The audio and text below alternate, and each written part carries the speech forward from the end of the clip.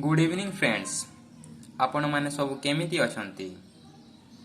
मु आज political science रो पार्टी सिस्टम ऑफ इंडिया जहाँ आमे उड़िया रे कहि थाउ भारत रे दलीय व्यवस्था विषय रे पढ़ेबा को जाउछि। आज कोन पढ़िबा ना पार्टी सिस्टम रो डेफिनेशन पढ़िबा, मीनिंग पढ़िबा एवं टाइप पढ़िबा। सो फ्रेंड्स भिडियोटी को शेष पर्यंत देखंतु।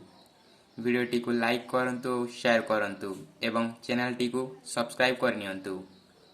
सो फ्रेंड्स चलंतु स्टार्ट करबा भिडियोटी को।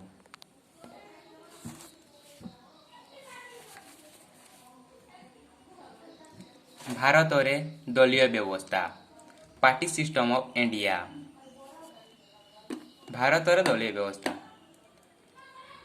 तो राजनैतिक दलर अर्थ जेतेबेले दले लोक निर्दिष्ट उद्देश्य साधना पाई आदर्शगत चिंताधारा सह सांविधानिक उपाय क्षमता हासिल करिबा पाई एकत्रित होइथांती ताहाकू राजनैतिक दल कहा जाए। यार अर्थ कहिबा गले दले लोक गोटे निर्दिष्ट उद्देश्य साधन पाई कौन करते गोटे चिंताधारा आदर्शगत चिंताधारा रे से माने कौन सांविधानिक निजर क्षमता हासिल करिबा पाई कौन करते एकत्रित होइथांती ताहाकू कहा जाय थाए राजनैतिक दल। तो डेफिनेशन हरमान फाइनर को मतरे राजनैतिक दल हेउछि इच्छानुଯାୟୀ सभ्य पद ग्रहण करुथिबा एक सुसंगठित संस्था। तो हरमान फाइनर कौन कहले ना राजनैतिक दल हेउछि एक इच्छानुଯାୟୀ जहाँकि निज स्व इच्छा बोले निज इच्छा रे काना सभ्य पद ग्रहण करुथिबा एक सुसंगठित संस्था। एपरि एक संस्था जहाँकि निज इच्छा रे सब किछि करि पारिबे बोली से कहिले। के कहिले? हरमान फाइनर कहिले। तो नेक्स्ट किए कहिसंती ना एडमंड बर्ग मतरे दले लोक कौनसी एक सर्वसम्मत नीति द्वारा सम्मिलित चेष्टारे जातीय स्वार्थ निमित्त एकत्रित होइथांती ताहाकू राजनैतिक दल कहाजे। तो एडमंड बर्ग कहउछंती जे कौनसी गोटिए सर्वसम्मत नीति हे जाओ सेथिरे कौन ना आम सम्मिलित होइथांती आ जातीय स्वार्थ निमित्त बोले निजर जातीय स्वार्थ निमित्त आम राजनैतिक दल माने एकत्रित होइथांती ताहाकू कौन कहा जाए ना ताहाकू कहा जाए आम राजनैतिक दल बोली कहा जाए। यह किए कहिसंती एडमंड बर्ग कहिसंती। नेक्स्ट पॉइंट हेउछि गोटिए राष्ट्र रे कार्य करुथिबा दल को दलीय व्यवस्था कहा जाए। गोटिए राष्ट्र अछि सेथिरे आम कार्य करुथिबा दल को कौन कहा जाए दलीय व्यवस्था बोली कहा जाए।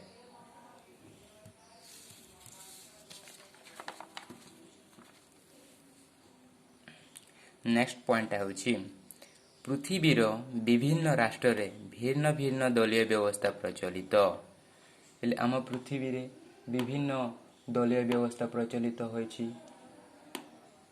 पृथ्वीर विभिन्न देश रे प्रचलित राजनीतिक दल मानकर संख्या को आधार करी दलीय व्यवस्था को तीन भाग रे विभक्त करा जायछि। सेगुडी को हेला एक दलीय व्यवस्था, बहुदलीय व्यवस्था, बहुदलीय व्यवस्था।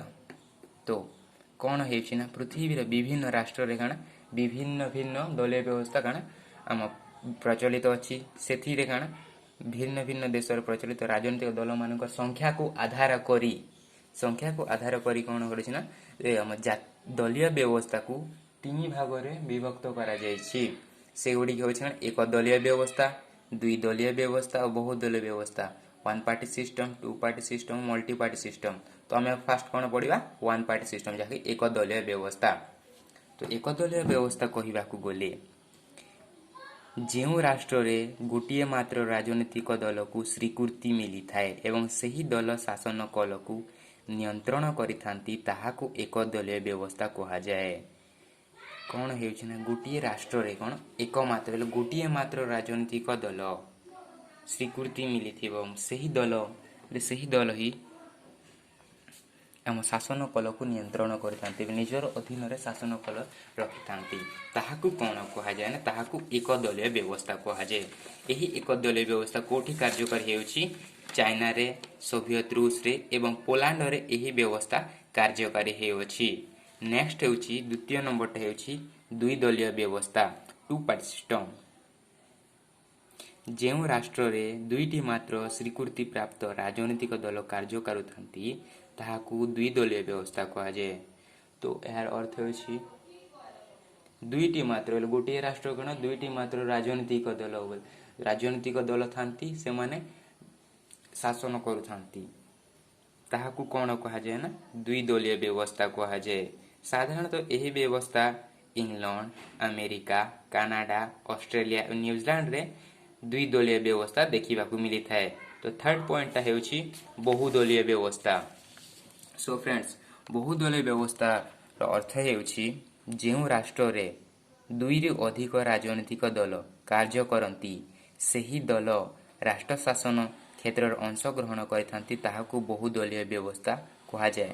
ଏକ୍ସାମ୍ପଲ୍ ଭାରତ, ଇଟାଲୀ, ଫ୍ରାନ୍ସ ଓ ଜାପାନରେ ଏହି ବ୍ୟବସ୍ଥା ପ୍ରଚଳିତ। ଏହାର ହେଉଛି ନା ଦୁଇରୁ ଅଧିକ ରାଜନୈତିକ ଦଳ ଯେଉଁ ରାଷ୍ଟ୍ରରେ କାର୍ଯ୍ୟ କରୁଥାନ୍ତି ଏବଂ ଶାସନ କ୍ଷେତ୍ରରେ କ'ଣ ଅଂଶଗ୍ରହଣ କରିଥାନ୍ତି, ନିର୍ବାଚନ ହେଇକି ଯେଉଁଟା ବି ହେଉ ସେମାନେ କ'ଣ ଅଂଶଗ୍ରହଣ କରିଥାନ୍ତି ଏବଂ ଶାସନ କଳକୁ ନିୟନ୍ତ୍ରଣ କରିଥାନ୍ତି ତାହାକୁ କ'ଣ କୁହାଯାଏ ନା ତାହାକୁ ବହୁଦଳୀୟ ବ୍ୟବସ୍ଥା କୁହାଯାଏ। ଏକ୍ସାମ୍ପଲ୍ ହେଉଛି ଆମ ଭାରତରେ ଇଟାଲୀ, ଫ୍ରାନ୍ସ ଓ ଜର୍ମାନୀରେ ଏହି ବ୍ୟବସ୍ଥା ପ୍ରଚଳିତ ଅଟେ। ସୋ ଫ୍ରେଣ୍ଡସ୍, ଧନ୍ୟବାଦ।